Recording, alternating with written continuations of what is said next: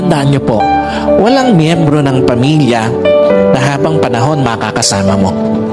Walang asawa na habang panahon makakasama mo. Walang magulang na habang panahon makakasama mo. Walang anak na habang panahon makakasama mo. And at the same time, wala din namang kapatid na habang panahon makakasama mo. Meron lang itinakdang panahon ang Diyos para makasama sila sa buhay mo. Meron lang itinakdang panahon ng Diyos para ma-enjoy mo yung mga panahon na makakasama sila. Bawat panahong kasama ang pamilya, pahiram ng Diyos.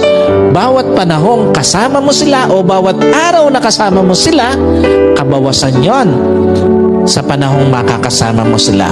At bawat sandali na lilipas, palapit ng palapit yon sa pagtatapos ng pahiram na panahon sa iyo ng Diyos.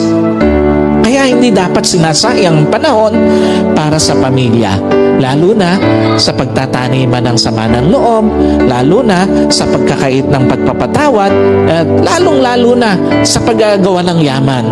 Napakawalang kwenta ng mga bagay na minsan hinahayaan natin na sayangin yung panahon na dapat kasama natin ang pamilya natin.